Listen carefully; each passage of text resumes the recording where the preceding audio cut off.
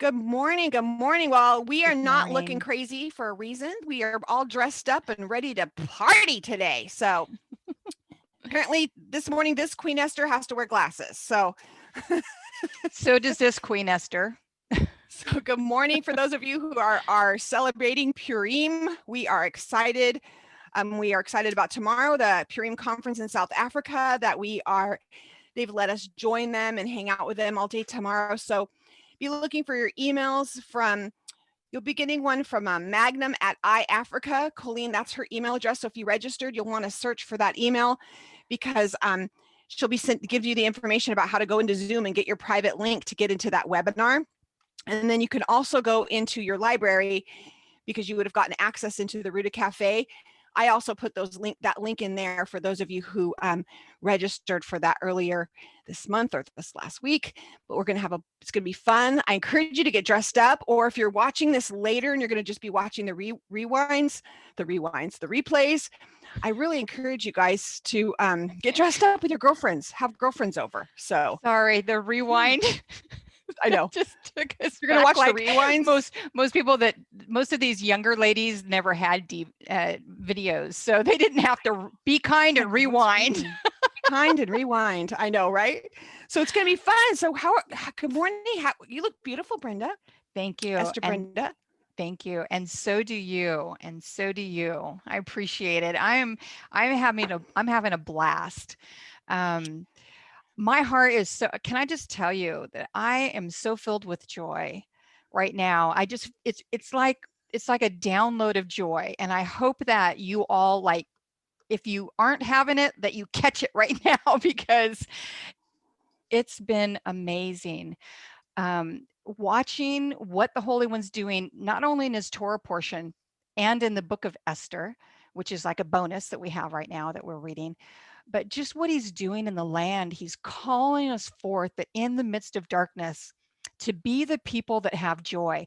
And that is so much what's going on in the Torah portion today, Charlie.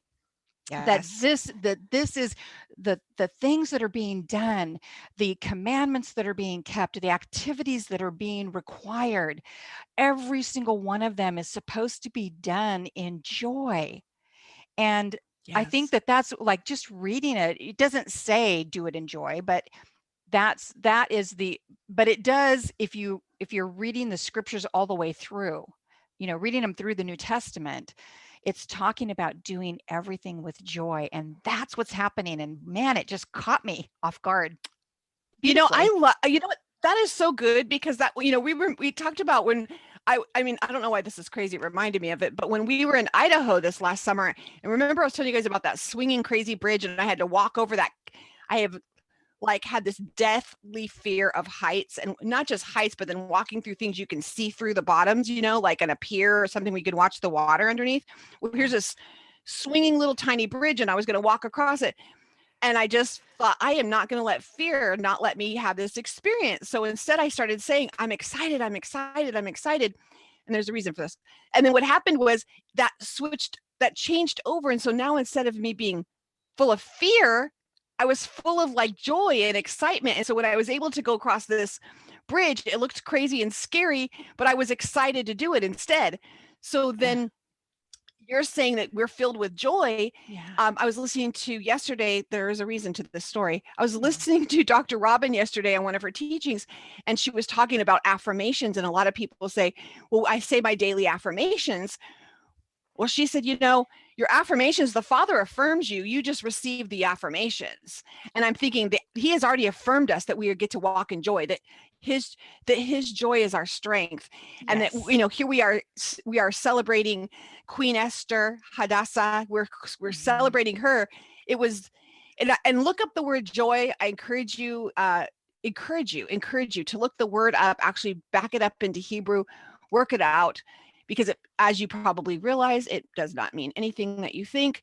And so you're going to get in there and see, what does joy really look like? How fun, right? Now you've got me all curious. I'm like, oh, she's going to do it. I'm going to look at do her it cute right chandelier now. earrings. I'm like, kind of just wanting those earrings. These are like, I know, these were for my 35th wedding anniversary. Look at that. Beautiful. Oh, I'm telling you, Beautiful. it's a whole Hadassah kind of whole thing happening here. Yeah, I kind of want to just be I this got all the day. I little, thought, I got this. Oh, by the way, uh, a friend of mine sent me these candies, and that's what this is. Kathy was asking me, what's on your table? Looks like race cars. I don't have any idea what they say. Aren't they cute? But they're for the holiday, so I just have them right here. I don't want to eat them because they're just too cute, all wrapped up and how cute. cute.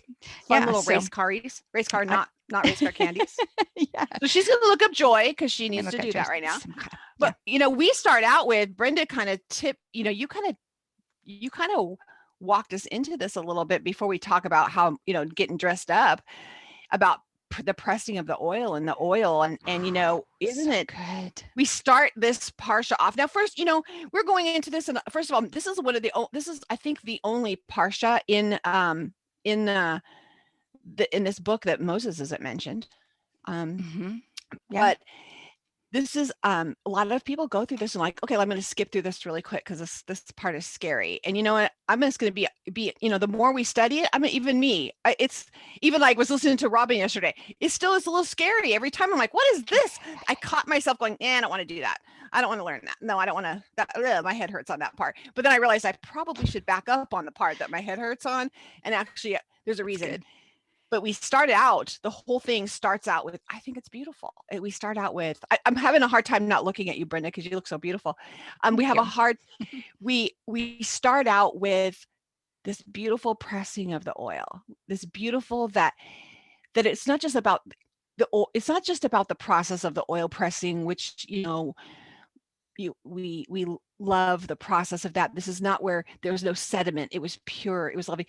But you know what got me on this one is that the priest didn't go harvest the oil. That's not, how did they get the oil? The oil came from the people. Yeah, it was the common people that brought the oil, and it had to be brought all the time. It was a day. I want you to remember that when we're talking about this menorah that had to be lit all the time, it was not lit. It was kept lit all the time because the people brought the oil. Yeah. The people brought the oil. All the children of Israel command them that all the children of Israel that they bring you pure oil of pressed olives for the light to cause the lamp. Oh, let's get into this. To cause the lamp to burn continually. Yes. Well, what's the lamp? We're in Exodus 27:20. That's where we're starting. Yeah. Yes. The menorah is the lamp, to cause the lamp to burn continually. And that word continually, or that word burn, means Allah. It means to lift up, to raise up. So let the light be raised up continually. What does that remind you of? Yeshua saying that he is the light of the world, right? And then him saying, oh man, you see it? And then him saying, I hyperlink. If I be lifted up, the light of the world. I will draw all men. Hello, that's it. It's the hyperlink. We need to get the blue letters in there. Yeah, so we could just click on them and it takes us straight to the with that. Maybe someone develop that for us because we don't have time. But someone needs to develop that. Every time we say there's a hyperlink, you need to do a new translation. Yep, that and online, stick it in there. Just click it and it hyperlinks us to all the things that he's talking about. Because don't you see? I mean, what is the beauty of that? Is that the people brought it. I mean, they brought it. Yes. And I can imagine them coming in and saying, hi, it's my turn. I'm bringing the oil. Hi. As a process, it was an act of service that the people would bring this. It wasn't just like, oh, I went to the store and bought you some, I went to the oil store and bought the best oil there. But it was a process that they had to like, and I was going to say this, but this morning I was kind of studying this out. I was reading a couple places in one of the very Jewish commentaries that I was reading. They were really, really talking about how the word is kafef. Katha is the root. So it's H3793. If y'all just want to be excited and look it up. Brenda, I'll put it up for you right here. Or can anybody see my notes? There you go. Kaf, tet, yod, tet. Is that what that says? I'm thinking it is. Okay, I'm gonna. So it's kaf, That's the original. It's Kaf, Tet, Yod, Tet. And it's translated in some places as pressed. This one says, mine says beaten, the pure olive oil beaten for the light. When I looked it up, the root, it is to beat to pieces. So there. That's what I'm going to go with, and I'm not going to go with a commentary. I'm just going to say this is what that says. So what is, do you feel like attacking that, the Kaf, the Tet, Well, the Yod, and the Tet? I'm looking right now. I'm trying to find it in the Hebrew, because I wanted to see it in the Okay. in the Hebrew. So it's 3793. Is that what you? 3795 is Oh, the, okay. do you want, and the root is 3807. If you want the root is 3807. Okay. Kaf, I wanted to, Kathath. yeah, I wanted to see it, what it looks like in the when it's in the scripture, and then when it's, let me find it here. So, Okay, got it. you got it? Crushed. Okay, got it. Yeah. So the Okay. big thing is that this is a process, Yeah. and this is how we just nerd out on some things, and we take you along the Mhm. journey, and Mhm. you may have to like say, well, we sometimes will have to do U-turn. We're at a cul-de-sac. We have to do U-turn and come out. So this kind of happened to me this morning. I was stuck in here because I was reading. I was like, and all of a sudden I was getting Isaiah 53:5, that he was wounded for our Ooh. transgressions. He was bruised for our iniquity. The chastisement for our peace was upon him, and not by his stripes we're healed. Ooh, I wonder if the word he was bruised, Father is, he was bruised for my iniquity. And I thought, I just sat in that. It could be part of my cul-de-sac this morning, but I just sat in that. And if nothing else, it makes you go somewhere that you're grateful for the process, right? You're grateful. And we want to underline all of this as we go into this. The most important thing, Yeah. is where is your Messiah in this Yes. parsha? Yes. And I found him in a place today that I've never seen him before. Tell us about that. You want me to jump? Am I jumping? I'm jumping. Jump. We're going to Let's jump. hear it. So, yeah, let me go. I have to go through this little, let me go to the okay, so when we're looking at being dressed, we're going to go through, you're going to see them dressing the priest. And I just will say, and I think, Erica, I think you did I think I saw you write this in our Parsha point over in the cafe, that you had, in your studies this week, that you had learned that they didn't know what a priesthood was. They had never seen a priesthood before. They're from Egypt. They didn't know who that was. They're like, all the priests they saw were Egyptian priests. That's what they saw, magicians and priests, guys with their heads shaved with one like curl coming out, and that's like what they knew. I think that was in our Parsha point when Gail was talking about, we knew ancient Near East. We didn't, that was the stuff that the priests were like that. The other thing that they knew is they knew that there was male and female priests. So, all of us, we joke about being biblical feminists, but this is one of those times when women, there's a reason women were not in the temple. And the reason that it is thought, the reason was because in all the other cultures and all the other temples, it was women were in there as priestesses because it was the sexual acts were part of their worship. Right. So they removed the women, not because we weren't good enough, because women the priests and prophets, two different things. Totally but a priest different. could sometimes be a prophet. There's a few that are priests were also a prophet. Those can be the same things. But what happened is when the women weren't there, the men were just working out service, and they were serving the Lord. They weren't serving each other. It removed I think it removes a lot of things, that they weren't working together. It wasn't that we couldn't do it. It was that we did. They were establishing this. What does the priesthood look like? So what do they dress like? Now there was a foundation that they all dressed like, and I'm going to tell you, if you read something like this parsha and you're like, my goodness, there is so many details. Yeah. Then you know that this might be one of those things that you pray like, Father, is this my lifelong study? Is this one of those things you need me to study out? Because I feel like this would be one of those studies that, Brenda, like, don't you think like this is one that you'd have like notebooks and notebooks? You pages just start and pages with forever. Every little tunic. tiny detail, every itsy bitsy detail is so rich and packed and full. Okay, so can I just say, as you go into this, Charlie, I just want to say that what happened to me in the midst of this was that it's like the Torah is a, the samech, the letter samech, it's a circle in Hebrew, Mm-hmm. because it's never ending. It's just continuous, continuous. It's like the Moedim. They're just continuous, continuous for all times. Shabbat for all times, for all times. Learning the Torah is the same way. It's for all times. So wherever you are, you're on the spectrum, okay? If you want me to put it that way. Yes. You're on the spectrum, okay? And you're not behind, because it's not a point to point done. It is a continual circle. So if you get in there and you get one word, that's why Charlie and I are always saying, get in there, get one word, hear one thing, you're good, because his life will speak to you in that. And you're right there. Now, next year or next week or tomorrow, you might get a little bit more. Great, but it's not ending. The most brilliant minds that study Torah are beginners, in the sense of it's the beginning. Yes, they have foundations. Yes, they're teachers. Hallelujah that they've gone before us, right? But they're not completed. It's not done with them. It's continual. It's always, never feel behind. Never No, and you feel have like, something to give. Never no, think you can't add to and no. say, oh, you know what?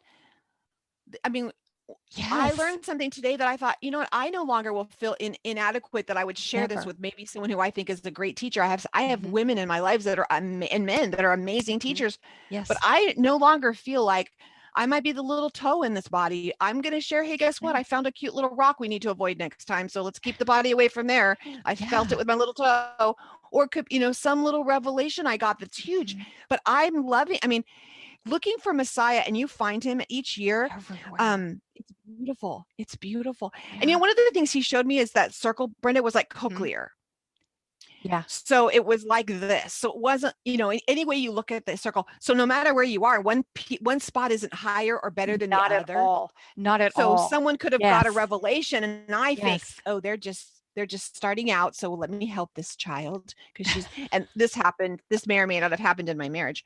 That I thought that, oh, well, he doesn't know that. So I'm going to shed some light. And God was like, let me tell you, sister, you think you're up here and he's down here, in like, because you've been doing this longer. But here's the thing, I was teaching him all those things all along that you still need to learn.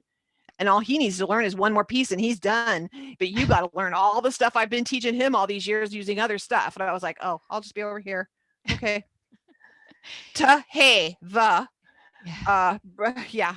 So I want you to look at the word as a child. I want you to go into it, because Yes. I feel like that's where we are, right? I felt like that today. And delight in it, and just enjoy Delight it. in And it, even if joy. it's just one letter, if you go, I know that letter is an olive, woohoo, he'll speak to you in that too.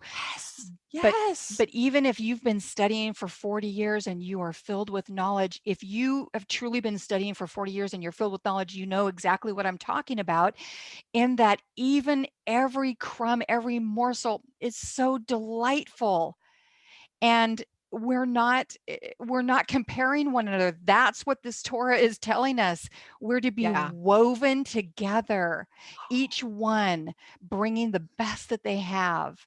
It's going to look different, but each one of us fitting together and working together as the community to bring forth the light of Messiah to the world. Yes. Yes. So good. Yeah, Okay, so tell secrets. us. So So you were. excited. And we forgot to share that the whole the Gethsemane, when Yeshua is in the Garden of Gethsemane praying or whatever, that is actually transliterated as the olive press. So for those of you who don't have that in your notes somewhere, that's a side little Mm, bar, that the Garden of Gethsemane is transliterated as the olive press. So it would be the place that he would have been pressed unto the blood, right? And then so that he right. could continue to be the light of the world. It's Wow. there's things, if you just stop there, you'd be like, well, can't even get to chapter 28 yet. And then Right. we go into the garments, we're talking about God is setting up, saying, this is what it looks like. And who doesn't love a man in uniform, right? So like they're going to get some attention. You see, we see these men are all set up in their uniforms. We know their ranks, because it's important to know like who's going where and doing what.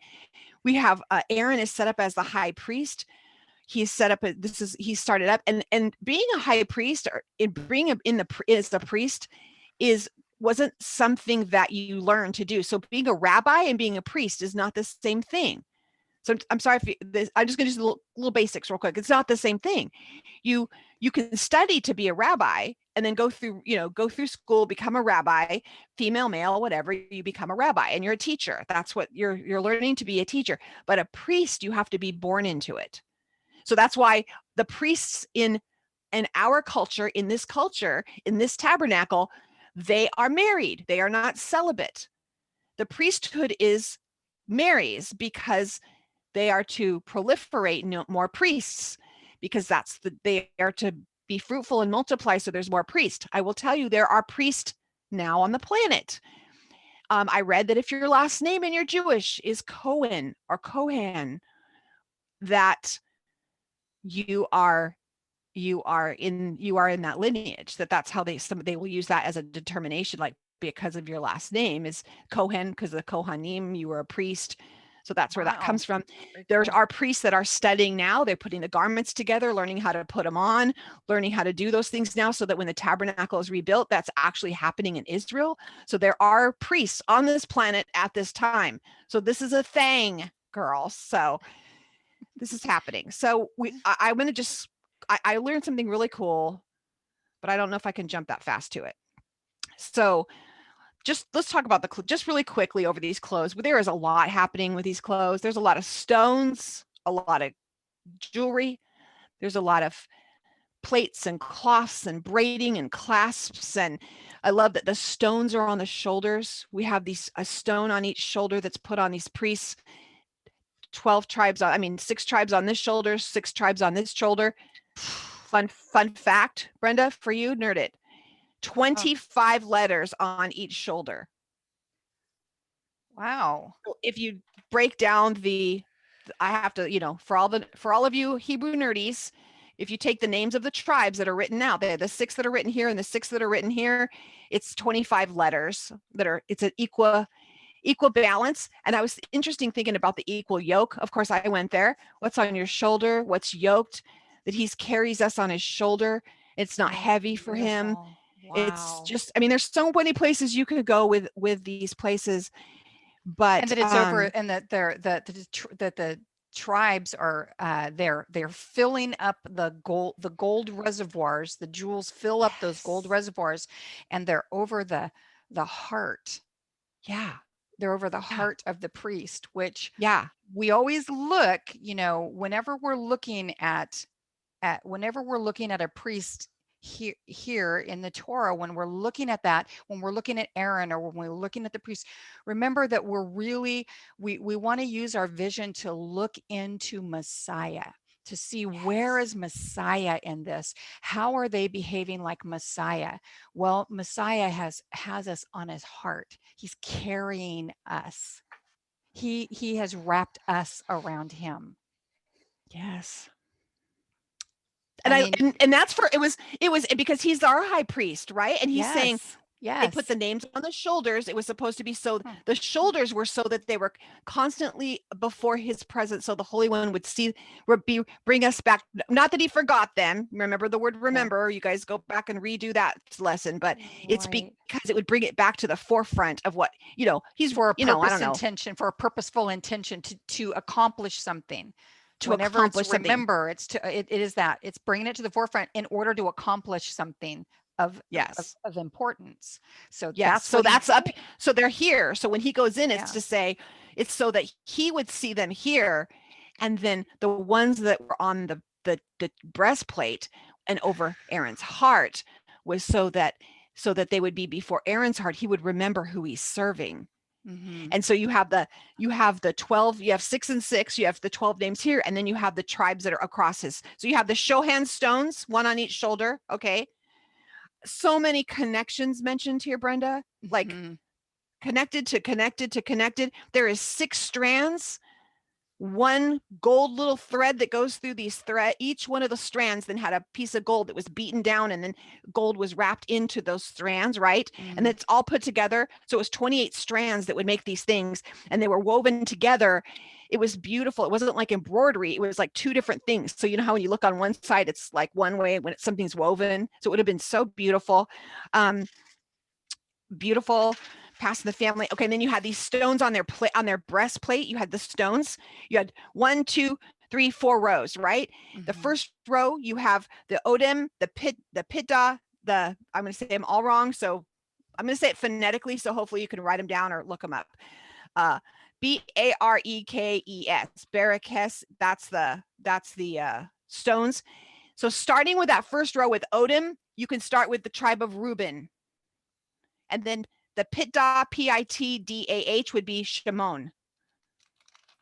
You could start there and you can go across, and that's how they were. The next second level, we have Nofetch, the Sapphire, Yahalom, the third, Lashem, Shevo, and Aklamah, and the fourth, Tarshish, Shohan, and Yashish. And I can write those somewhere for y'all, but you have 4 rows and then they go across. So you have Reuben and you go the tribes.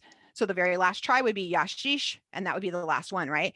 And then holding this breastplate, I'm going somewhere, holding this breastplate, it was so important to keep the breastplate. Probably the reason women weren't in there is because for this purpose right here, the breastplate had to stay so close to their body so that it wouldn't be moving and jiggling all around.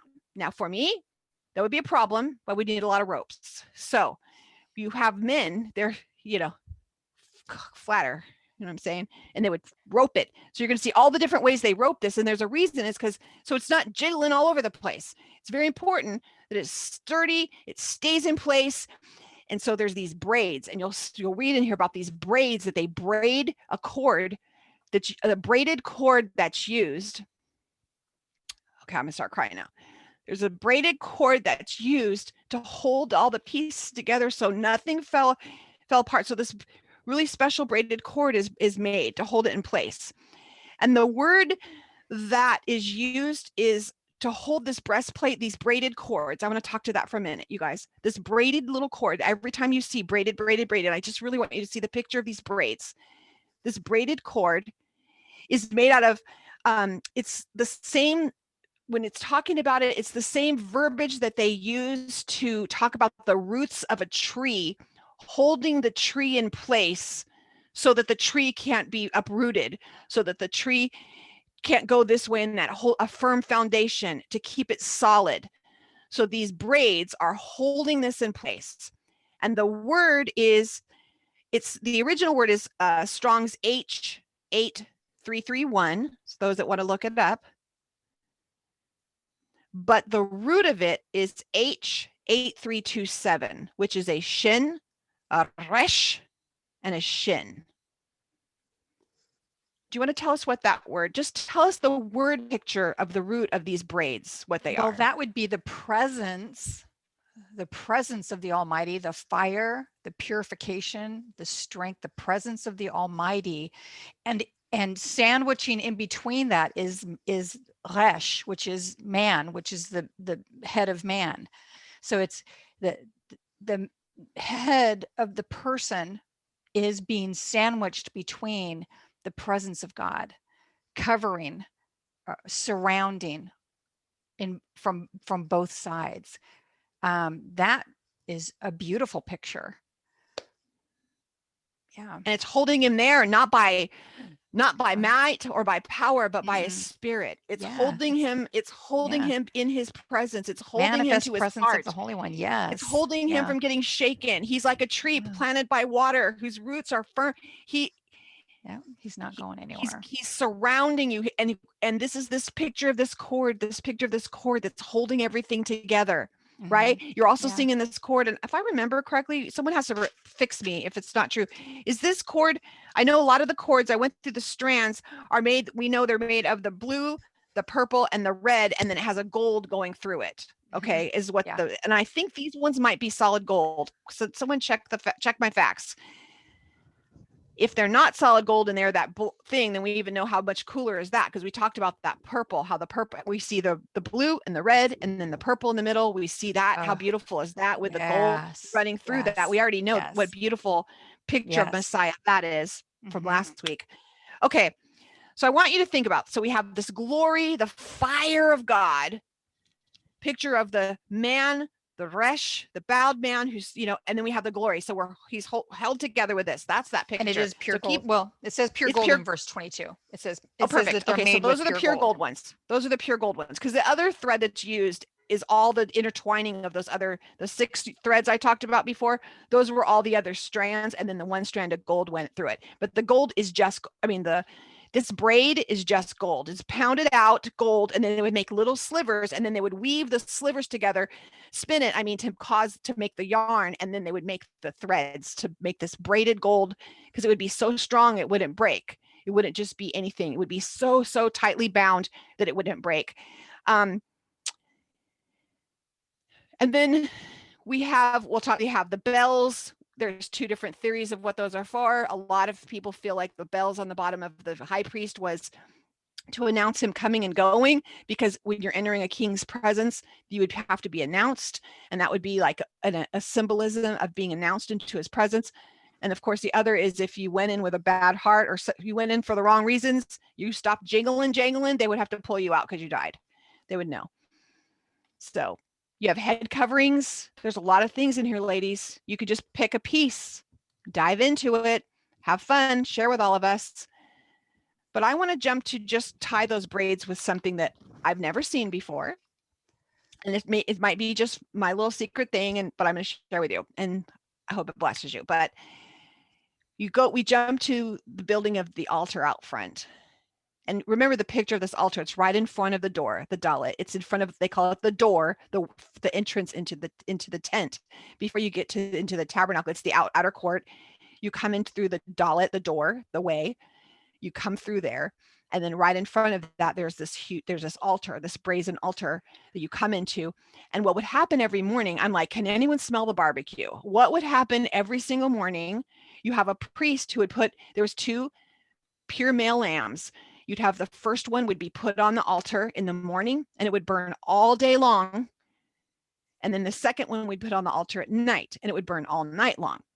So I was thinking, because for those of you my husband and I used to own a barbecue restaurant. So I'm thinking, not only did they smell like, barbecue, but though it was constantly throughout, he was with you're saying the aroma is pleasing to him.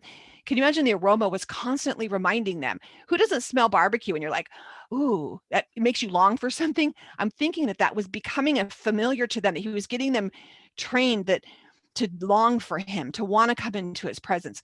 But that was not my thing. So they put this lamb on, male lamb, spotless, on the altar. He goes in, and he's all the rest of the corbanots, the rest of the day, get put on top of, as that's burning, they're all being put on top of it. It's not like it wasn't shoved to the side. All the other offerings throughout the day, whether it was fellowship offerings or sin offerings or guilt offerings, or they were all peace offerings, they were all put on top of this and burnt. It was the first sacrifice of the day, the first korbanot of the day. I'm going to use this word, and we're going to break it down. The first approach of the day started with this male spotless lamb, maybe a hyperlink to slain before the foundations of the earth. And then all of the other sacrifices go on top of it. And then at the end of the day, another lamb is put on top of that. So it's like lamb sandwich. Another lamb is brought on top of it to burn the night. So it's covering it from the bottom and the top. This sacrifice, this lamb is covering that, all of the things. Is that cool to anybody else? That was cool to me. And that, I think that just got put in there for me. And that, so there's your word picture is beautiful with that. So what is that word picture, Brenda? Well, a sheen, a resh, and a sheen. The same picture as that braid. Right. It was the same picture of the braid being offered before the Holy One. It's like, why do we even care about sacrifices being offered to the Holy One? He is asking us to bring things that represent us. The resh is the representation of a man, of a person, humankind. Okay, not gender, human, man. It is the intellect. It is the it's the intentions, it's the going forth, it's the direction, it's how that person is using their brain and intellect to move forward. And it's being covered on both sides, on both, by the presence of God. What a beautiful picture of how he wraps himself around us. Just like with the breastplate, all of the judgment, it's the breastplate of judgment. Everything that's being judged is being judged from the heart. Where's the heart? The heart of Messiah is in the center of all of this. His heart is in the very center of all of this, pouring forth, coming through the mercy seat, coming through. The judgment never comes without the love, the heart, the heartbeat of God with his mercy, always. So whenever we're looking at this, it's really easy to get distracted and say, animal sacrifices, and what does that mean? And how does that relate? And how do I, That's barbaric. yeah. And it's like, you're looking at all that. You understand that one of the things we got to get a grasp on here, and I love that we have so many of you that are studying the ancient Near East so that you can understand why that's important. But we understand that we all have a purpose. And when the Holy One created animals, and especially these animals, they have a purpose. And their purpose is to be a pleasing, beautiful aroma that reminds everyone that smells it that there is an approach and an ability to approach the King of the universe. They weren't being slaughtered in a cruel, horrible, dictator, murderous way. They were being brought to the completion of their design and function that they were born for. And the smell that was coming up was the pleasing aroma saying, this is unto you, Holy One, our purpose, our function, what we were created to be. That is all being laid upon the altar, and now it's a beautiful aroma to you. It's a glory, it's a thankfulness, it's an approach to you. Here we are. And he takes what we have and he exchanges it for what he has. The lamb that was pure and perfect, the Lamb of God who takes away all of our lawlessness. He took all of that upon himself. That's what this is representing. It's like a beautiful imagery. That's what I want you. That's what I'm asking the Holy One to speak life to each and every one of us, so that when we see these, and because it's going to get more intense as we get into Leviticus, when we see these, we see them as these beautiful opportunities to see the plan and purpose of God coming to completion in areas like that. I guess, am I making sense? That animal's purpose was completed in the moment of his death and his blood being spilled. Yes. And it was not an evil, mean thing. His time was completed, and that was it. And what he was representing and how he was standing in the gap. That was beautiful. It was precious, and the aroma was pleasing. Yes. I hope that I explained that, and somebody else jump on here and explain it better. I know it's beautiful. I want to just say right now, Father, we thank you. Thank you for giving us the details, that you love us so much, that you gave us the details here, that you love us so much that you didn't just say, oh yeah, and then we built the thing.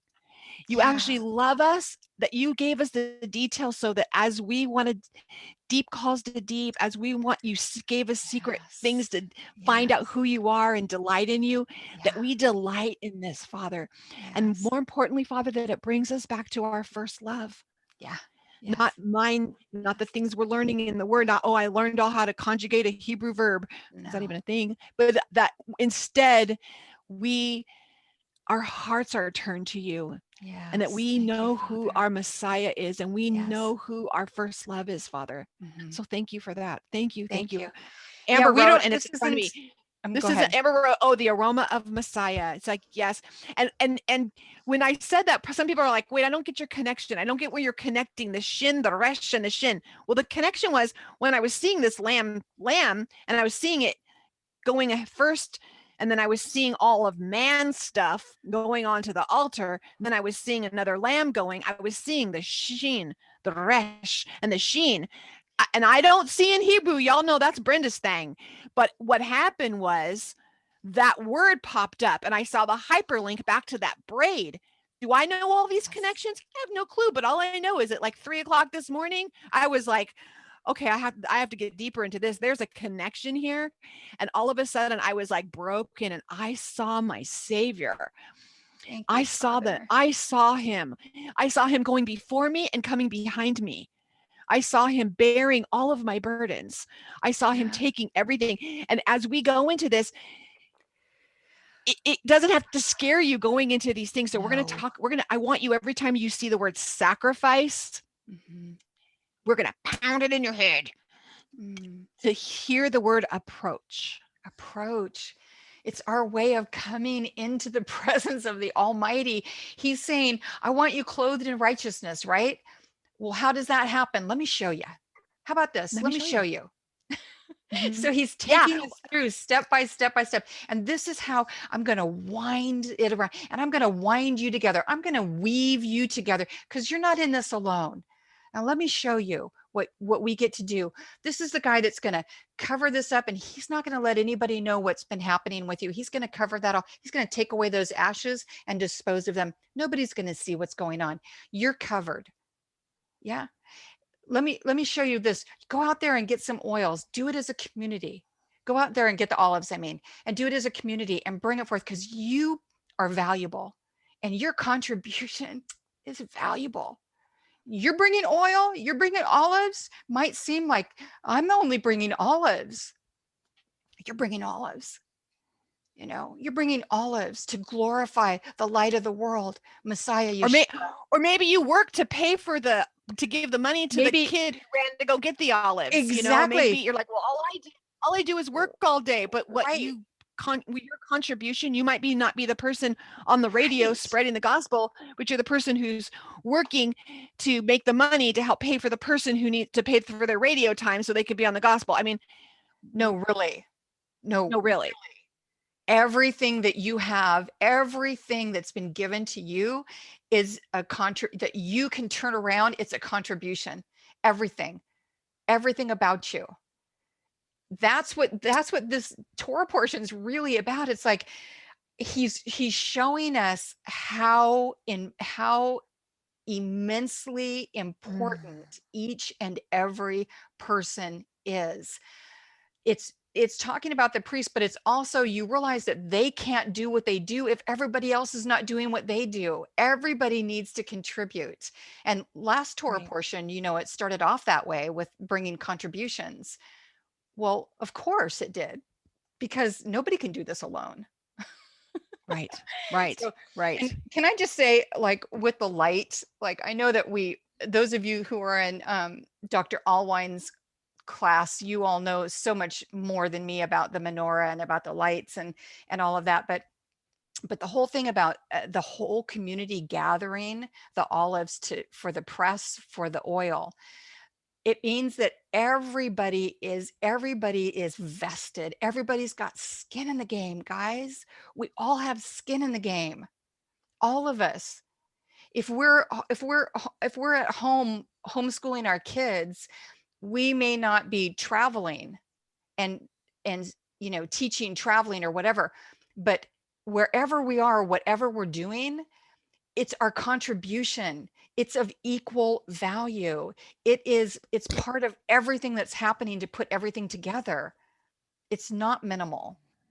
And I just think it's really important. And with the light of the world, the priest going in and and trimming the wicks and making sure that the light was shining the way that it needed to be shining, to expose the glory and the majesty and the corners and everything that was being exposed by the light.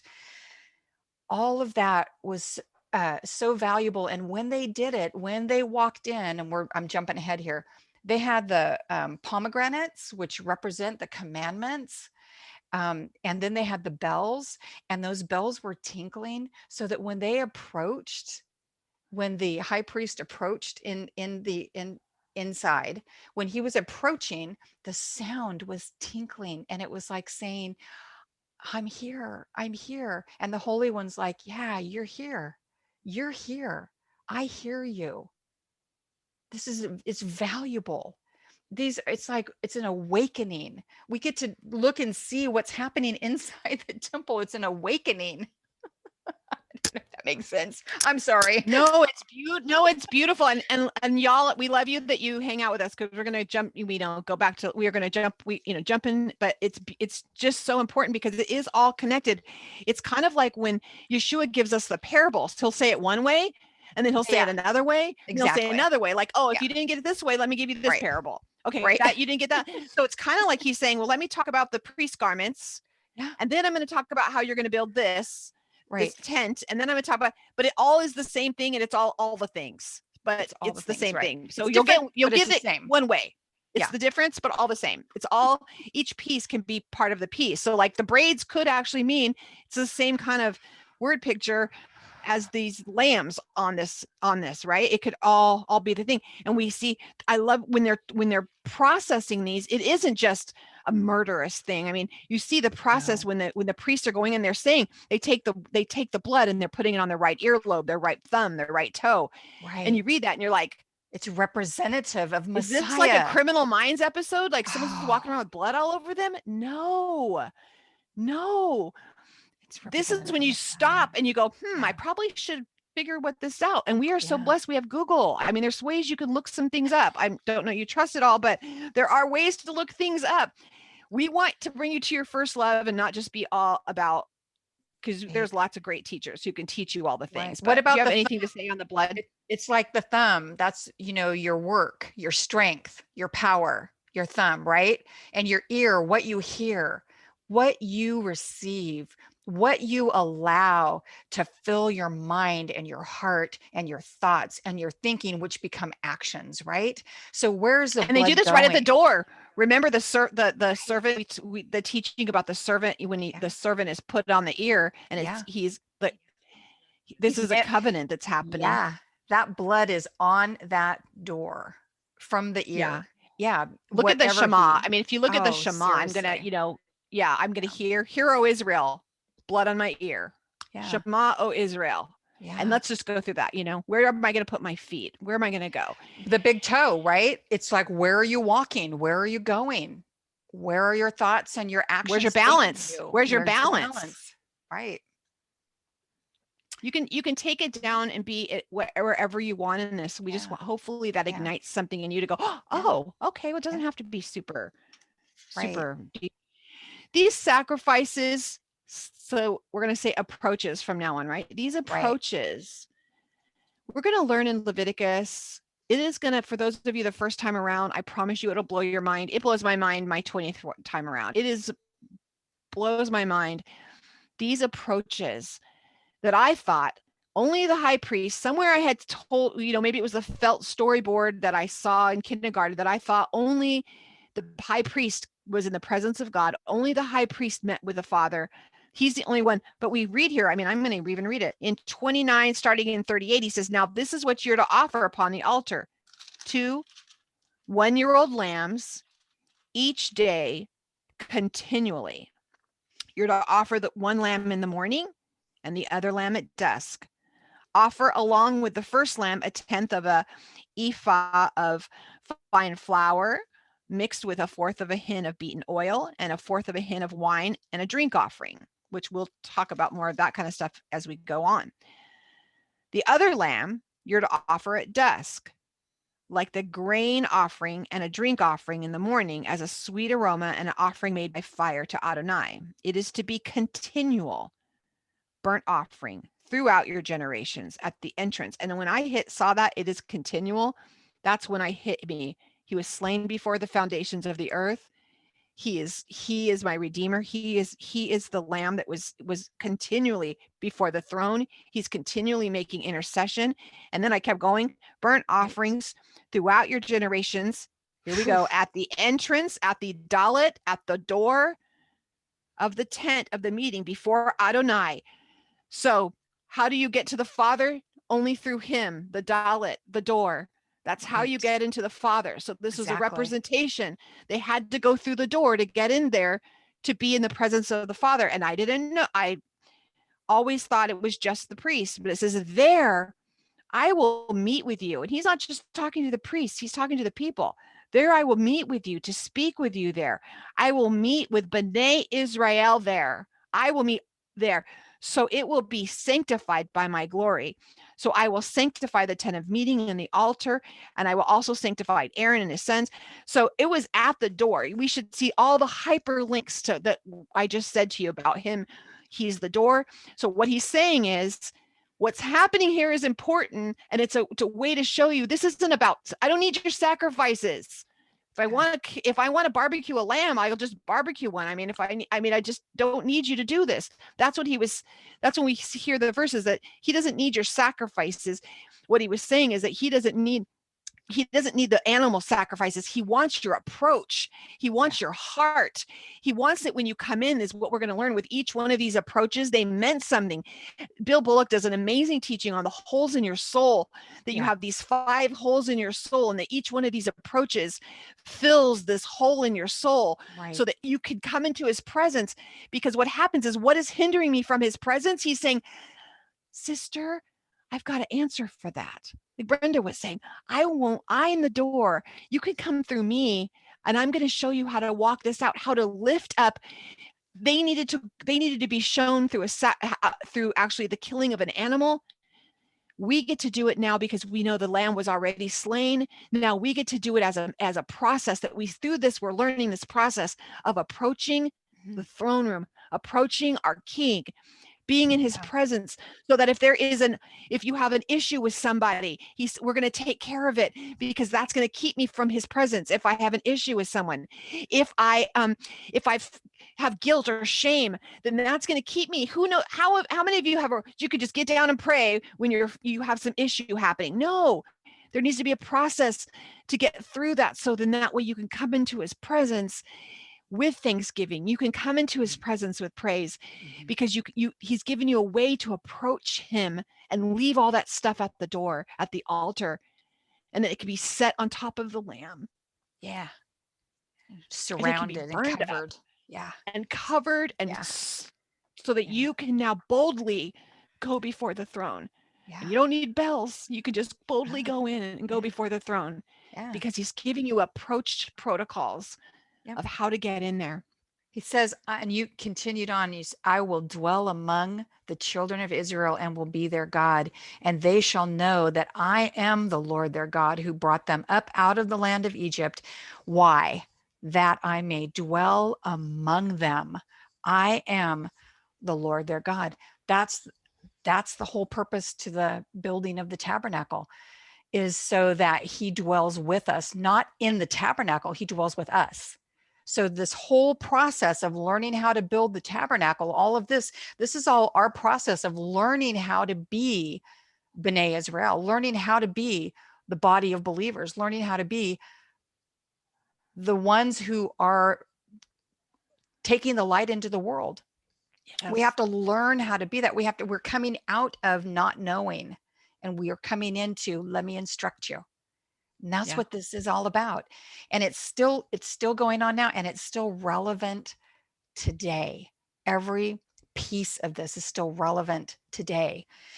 That's what I love about the word. It's multi-layered. We can just read it for what it says, and just regular, like, just read it literally. You can read it for what it says, but then it's a layer upon a layer upon a layer. And that's why I love how Charlie said that it's a circle, and I'm seeing the circle too, but she's tipping that circle over, and it's like this, so nobody's ahead and nobody's behind.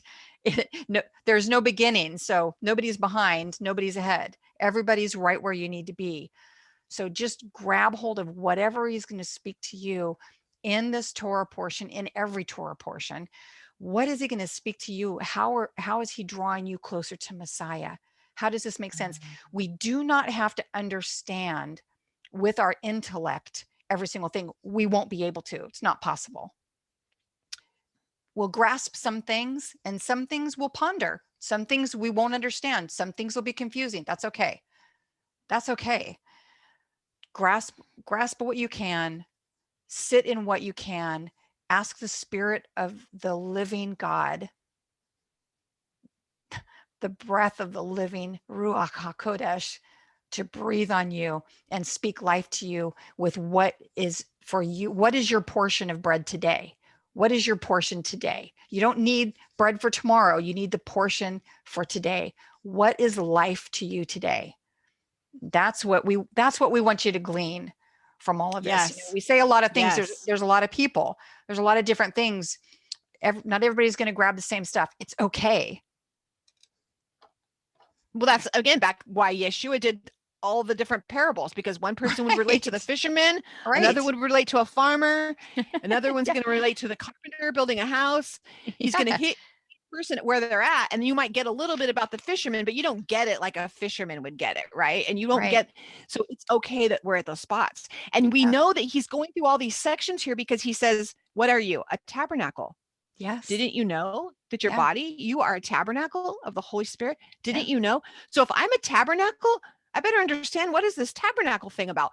I mean, not here, but here. Like, I need to know in my spirit, in my heart, what is it that I need to know about being a tabernacle? Not that I have to make sure that, I have to understand dive into every little thing, but there's something in here that there's little clues about. It is a owner's manual for this person, for my babies, my children, my friends. This is an owner's manual that says this is how you do it.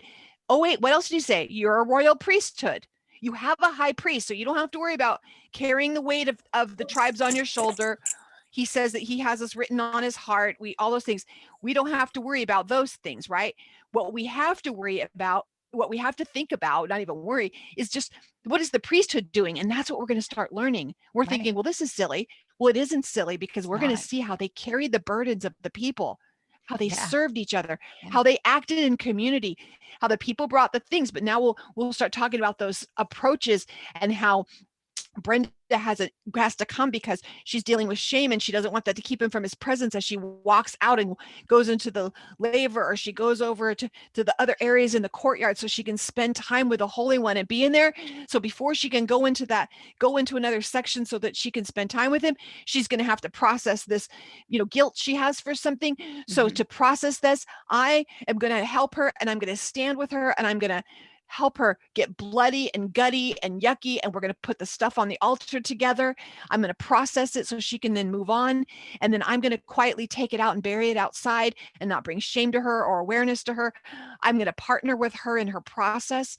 I'm going to partner with her in how she does it. That's why we're a holy priesthood, because we get to do that with each other now, and we'll go each time deeper and deeper into that, especially as we hit in Leviticus, then processing these approaches, and how you get to show up for one another to process each other's guilt, shame. Yes, exactly. And, can I just say, let me just throw this in there for you too. And Amanda, yes, priestly duties. We have a physical picture of what's being done, but it's also spiritually speaking to us as priests. Yes.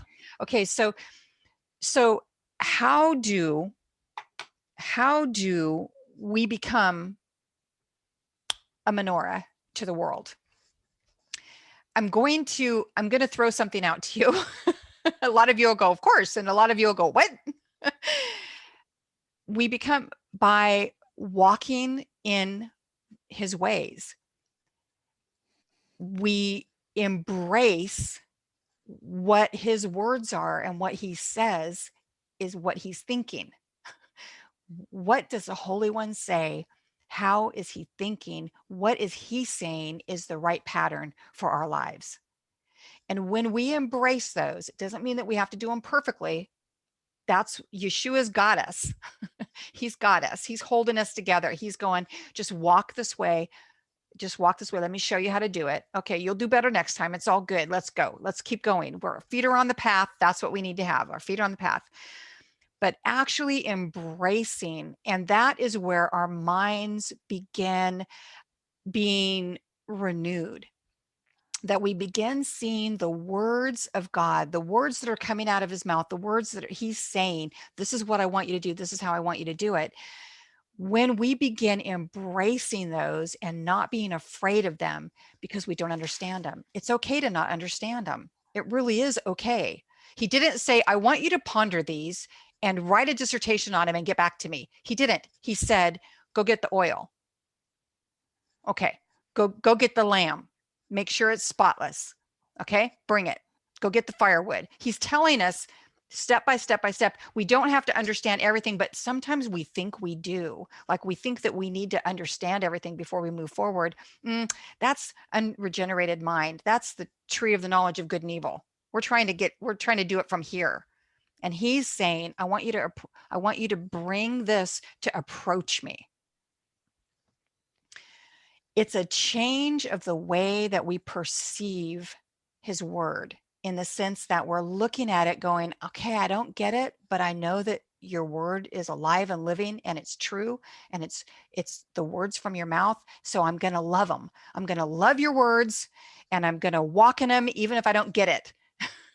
And this is not religion that is earning you a way to heaven. What we're talking about is embracing the heart of God and saying, teach me how to walk in your ways, which is what Yeshua did. He came to earth to show us how to walk in his ways.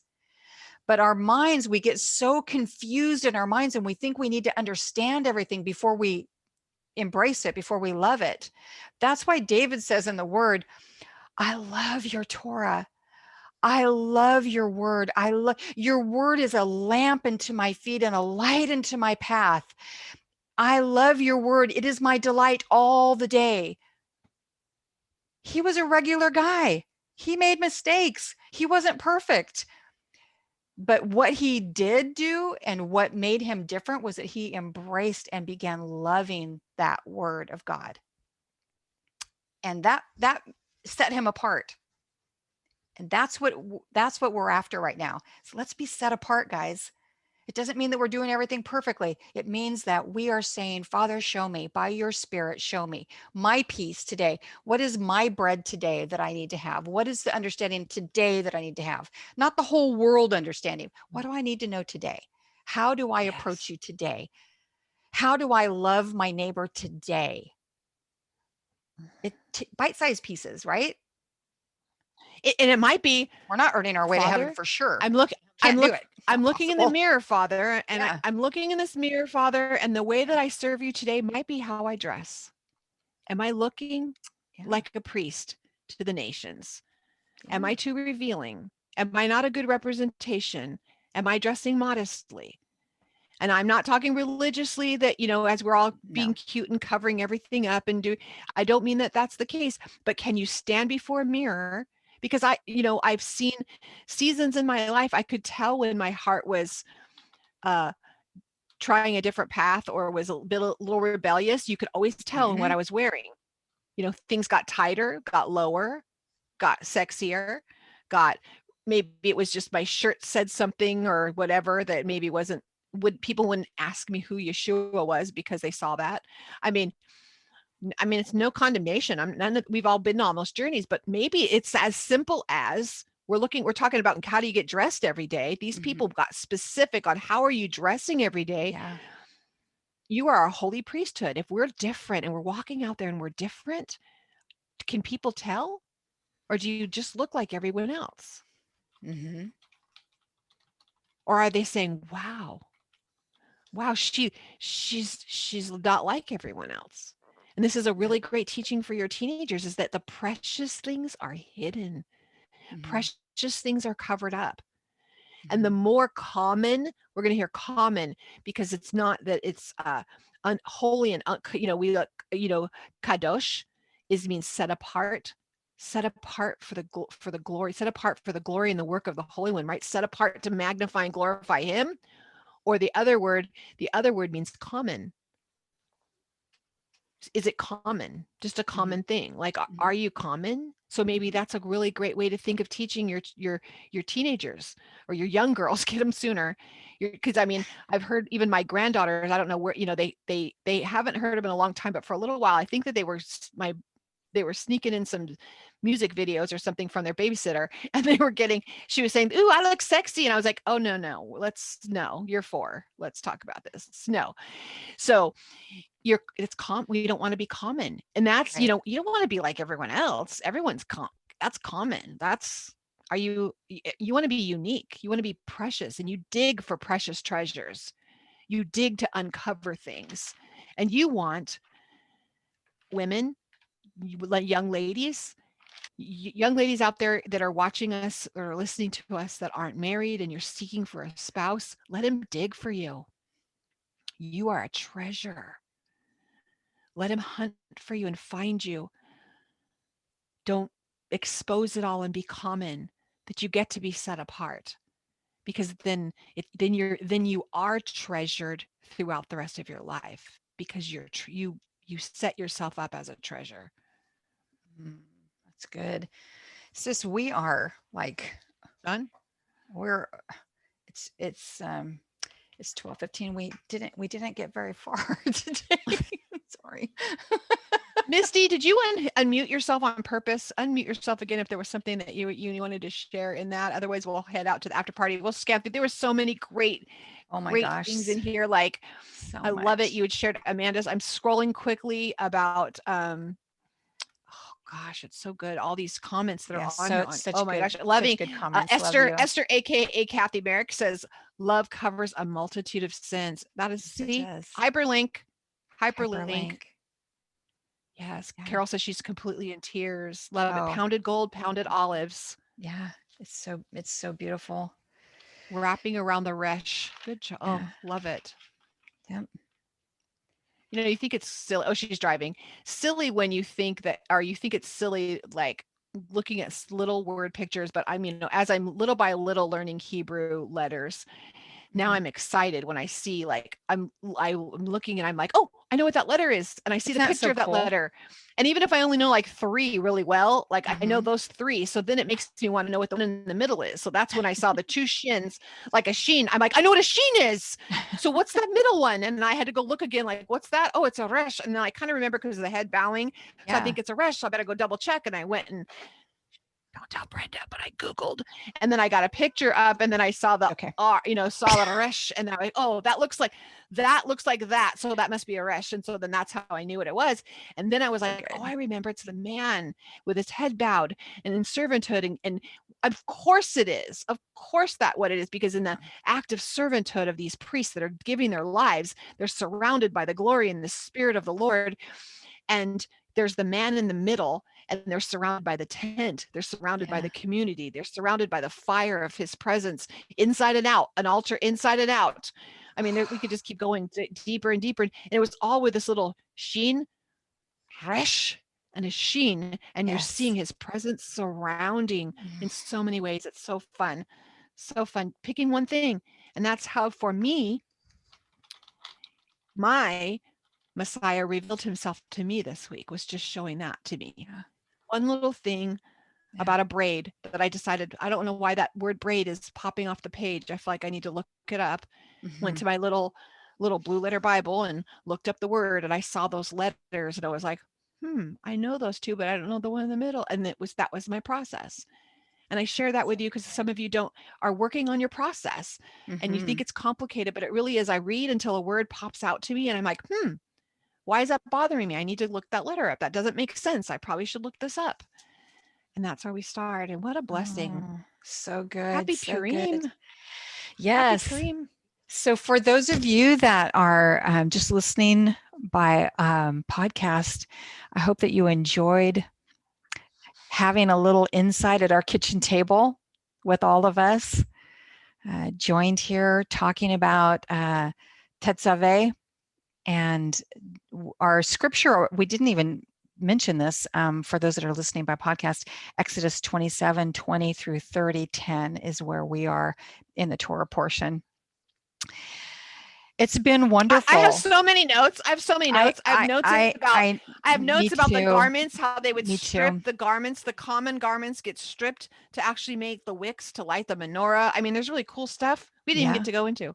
Yeah. When he Oh my says our gosh. righteousness is like filthy rags. Yeah. Yeah. I mean, I have pages and pages of things that I wanted to share. But I think that all what's so fun is that we get to do this every week. We get to do this, and we want you to be doing this along with us too. yes, And I love your comments where you're throwing in like the first underwear. It's true. It was Pietra. It was the first underwear. The first underwear. Yeah, and at least the first underwear mentioned. It was the first, well, I don't, yeah, when you read that, it said something to cover them. And I hyperlinked to the garden. Like, did he have to cover their nakedness because they were ashamed? He had to make them underpants. Like he needed to make, like, he was the first, like he, I was going to say Spanx. Yeah. The first, I would have needed Spanx in the garden. I would have been like, yeah, but they had maybe it was undergarments. And even approaching the throne, they had to be careful that it couldn't be a ramp. Right. It had to be, I mean, it couldn't be steps right. so you could see. See Exactly. private parts. Couldn't be too high. Important. Yeah. Yeah. There's lots of things. There's just so many beautiful things, and we would love to hear. And you know what? We would love to hear your take on it. If you would go into the portion and just write something up. Tell us what you got from the week. Tell us what your story is, where the Holy One spoke to you, and bring that out. And let's just start for this portion. Let's just start a little dialogue going on there in the portion. And you guys share your stories too, because your stories are just as valuable as ours. Yes. I need all the knees to jump up and tell me what they learned. Tell me your little part, all the arms, the big toes, all the parts of the body. Because my little toe, that was all I had, was your sheen, your resh, and your sheen. That's all I had. So beautiful. My little toe version. So I need all the other people so we get a bigger picture and we get to see more and more as we each learn. And let that be our testimony. Wouldn't that be fun if our group is just like, I saw Yeshua here this week. And that's the testimonies that explode. It's not that we're arguing over head knowledge or arguing over doctrine, but we're excited about where we found Yeshua in his word. We see HaTorah. Yes. He came and dwelt among me in my tent with me this morning. And we get to share that with each other. He is the word. Love that for you all. He is the Word, right? And so he has wrapped himself in the garments of the priests. The linen was the righteousness. Their garments were the righteousness, not their righteousness, but the righteousness of Yeshua. And his righteousness is wrapped around each and every one of us. That's what we're clothed in. That's how we approach the Father, because we're wrapped in Yeshua. He wraps himself around us so that we can approach the Father, not of our own merit, but of his merit. He did that for us. And that's where we just want you to get that today. You are wrapped in him. He's beautiful. You know, I had to share this as we can leave. Erica shares Ezekiel 43:10 through 27. Yes. In the Haftarah, and it's beautiful because it is the temple bringing repentance.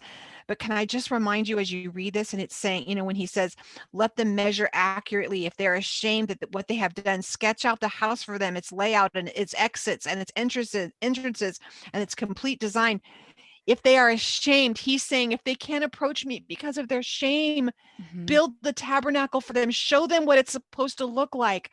Show them what it's supposed to be so that they have a way to approach me, because I don't want shame to be the reason they can't come into my presence. So let's show them a way to get, ladies, look at that Haftarah portion from that angle, as he wants to give them a way to approach him, not to expose their shame. He didn't do that in the garden. He covered it. So he's finding a way for him to cover it and to take it. And he wants them to sketch it. So how do you get to sketch that out for your friends and your family this week? How do you sketch it out and show them the door? It says, show them the entrance. How do you show them the door? The Dalet, Yeshua. How do you show them that? Oh my gosh, we're going to keep going. Okay. We got to go to after party. So if you want more, you have to Stick around the after party. We love all of you. Be blessed. We love you. Invite your friends. Make sure if they're coming into the portion, please make sure they answer the questions, or unfortunately, we have to protect you and we can't let crazy people in. So they do just have to answer the questions to make sure that Answer the they're questions. not fake people. They're not fake. We've been hacked. So yeah. we want to protect you. And we love you all. We love you.